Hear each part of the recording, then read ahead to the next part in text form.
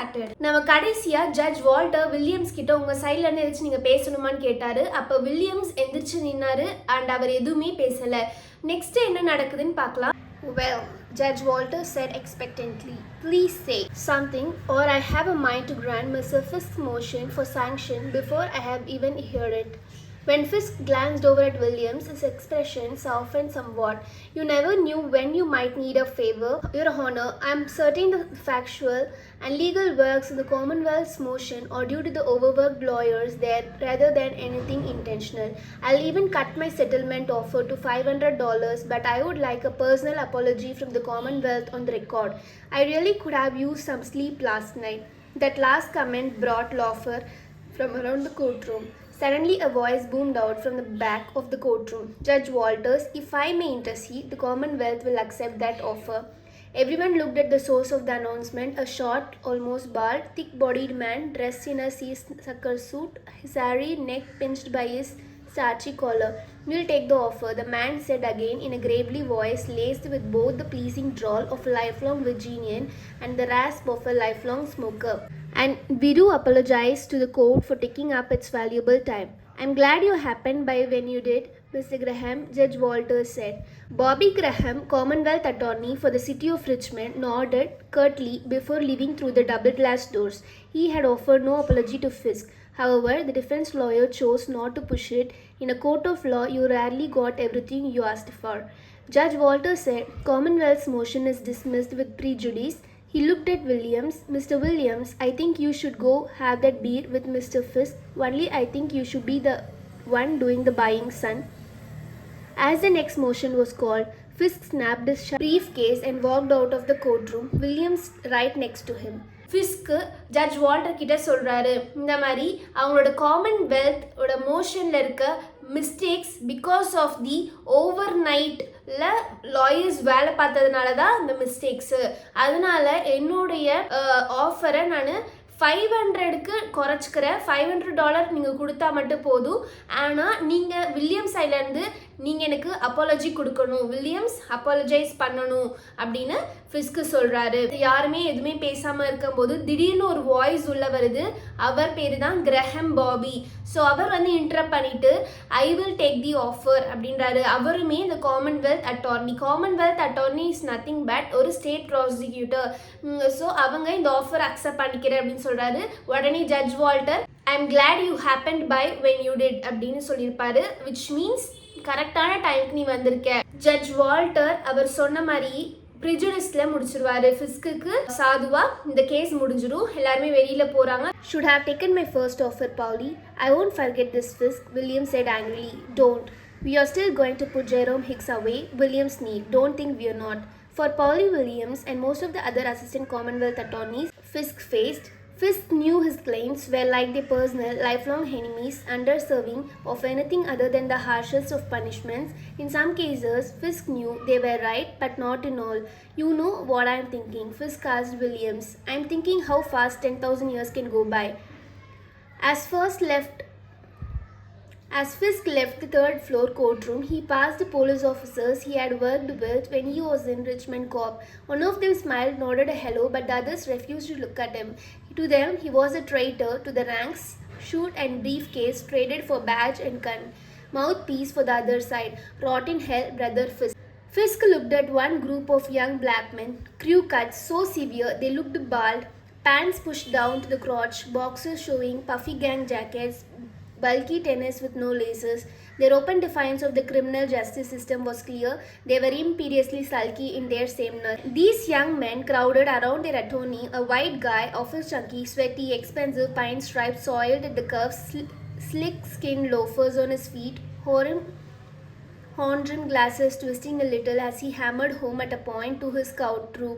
He banged his fist into his meaty palm as the young black men, abdominals dragged under their silk drug-trove shirts, listened intently. The only time they figured they would need this man, would bother to even look at him other than with contempt or through a gun sight.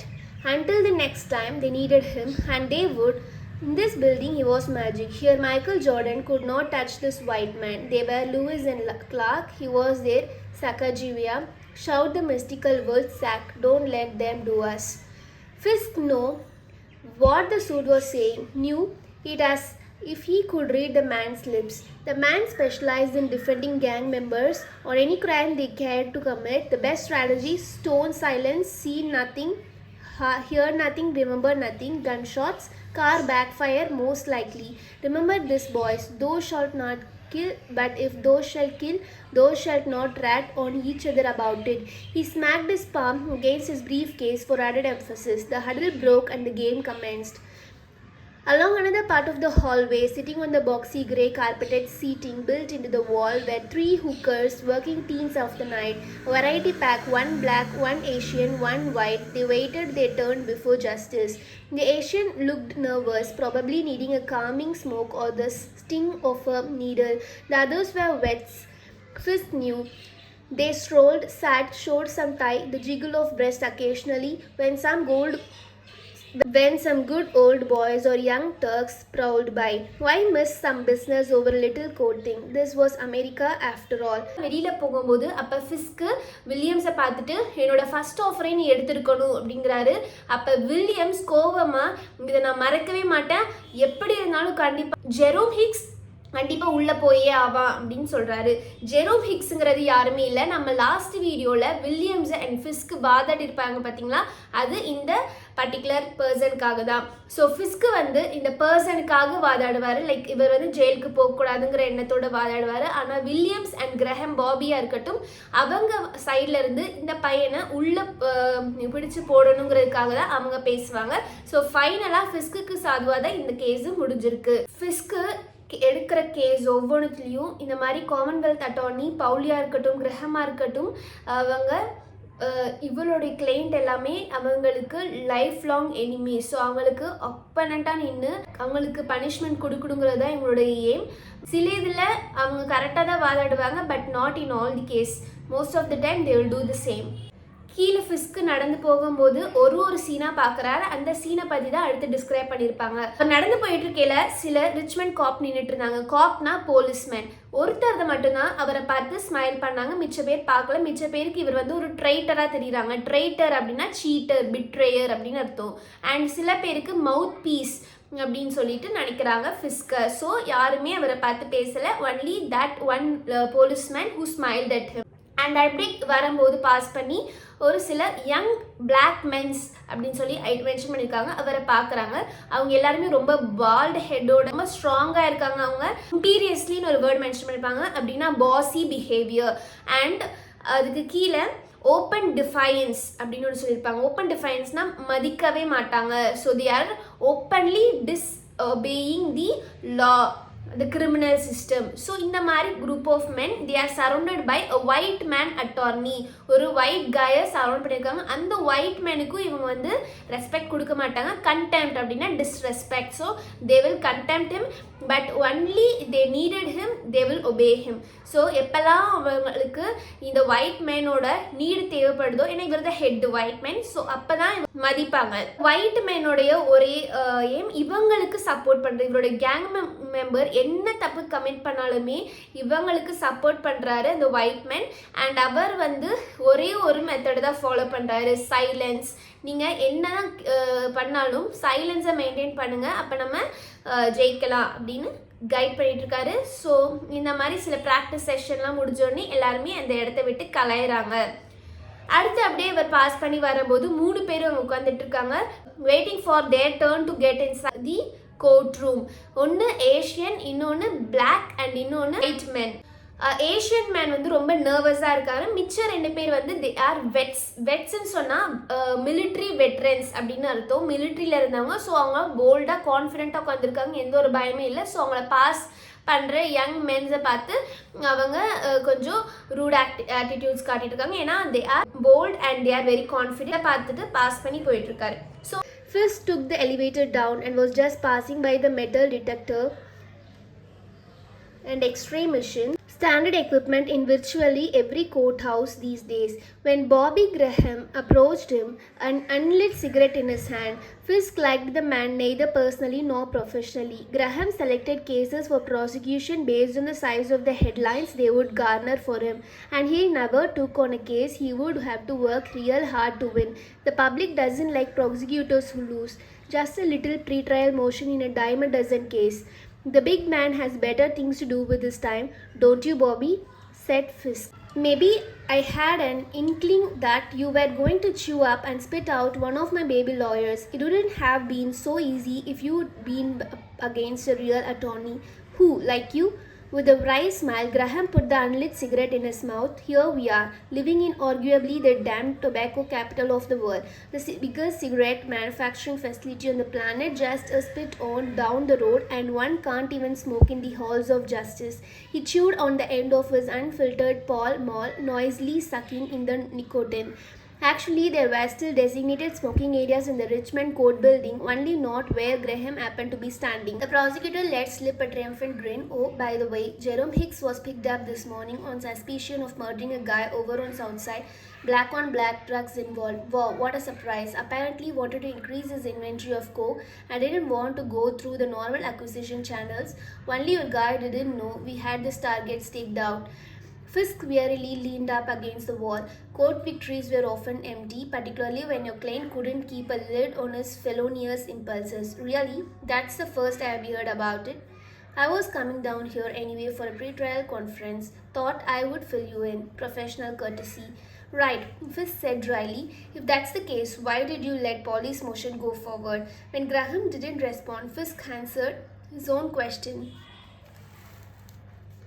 Just making me jump through the hoops? A man's got to have some fun with his work.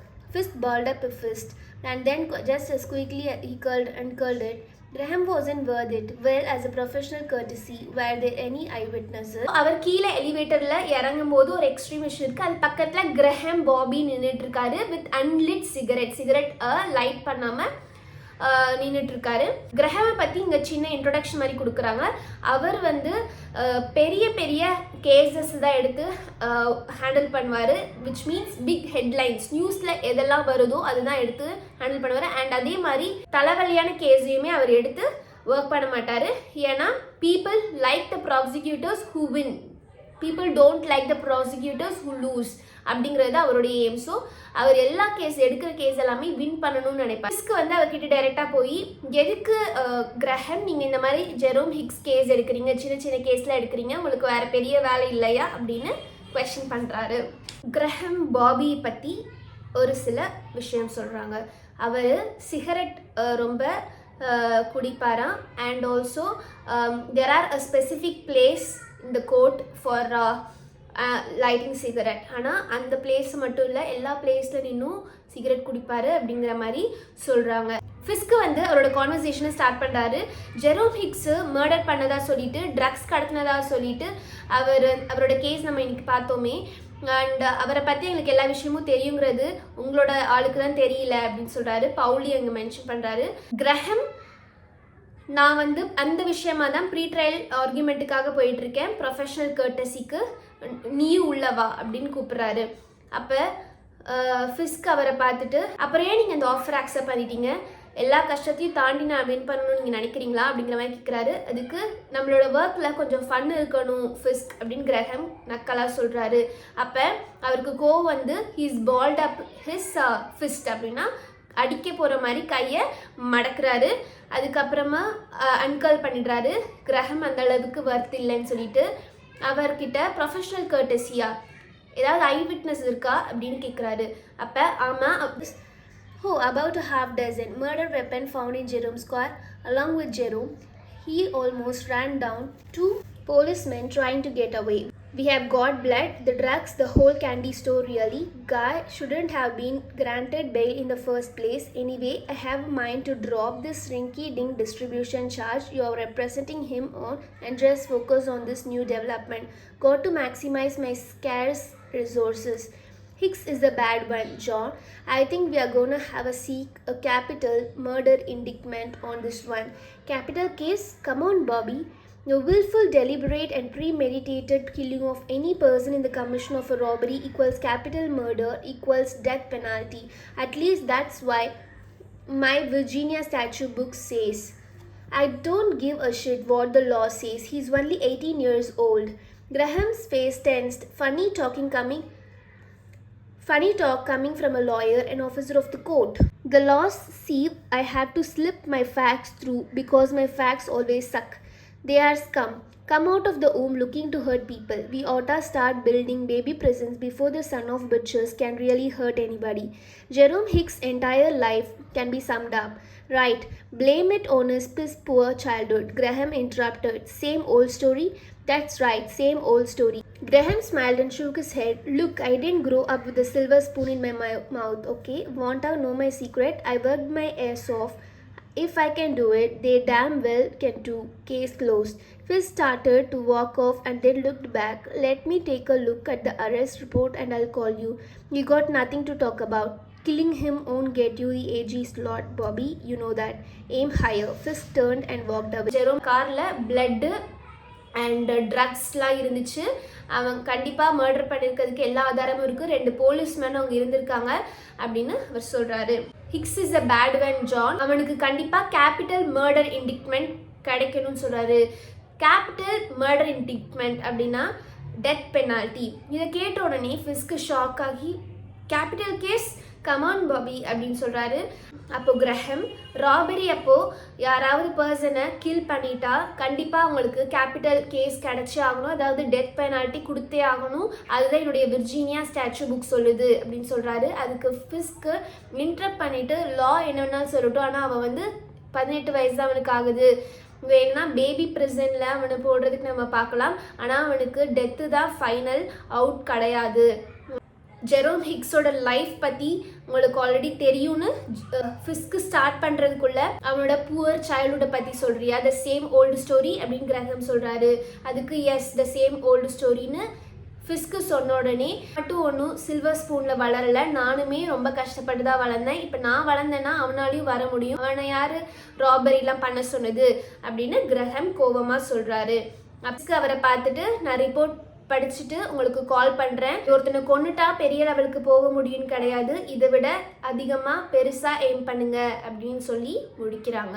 அவ்வளோதான் friends இன்னைக்கானது. நம்ம next வீடியோவில் அடுத்து என்ன நடக்குதுன்னு பார்க்கலாம். Until that boy bye from me, Tata.